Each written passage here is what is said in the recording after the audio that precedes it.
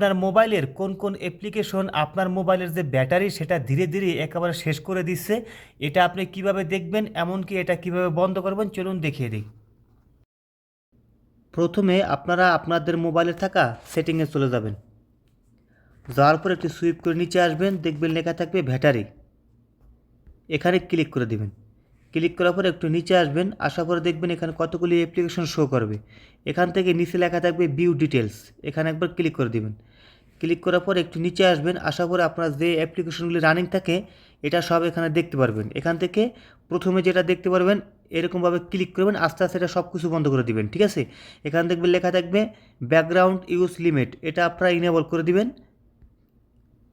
Enable করে দেওয়ার পর এখান থেকে পুট স্লিপ, বাস এটা অটোমেটিকভাবে ব্যাকগ্রাউন্ড যে ব্যাটারি সেটা আর খাবে না। অনেক সময় ব্যাটারি থাকবে আর ব্যাটারি সবসময় ভালো থাকবে, এই জন্য এটা ইনেবল করে ব্যাগে চলে আসবেন, ঠিক আছে। কাজটি শেষ। এভাবে আপনারা এখান থেকে যতগুলো যেটা একটু বেশি খায় সেখান থেকে আপনারা সর্বোচ্চ 3 থেকে 4টা বন্ধ করে রাখবেন, ঠিক আছে।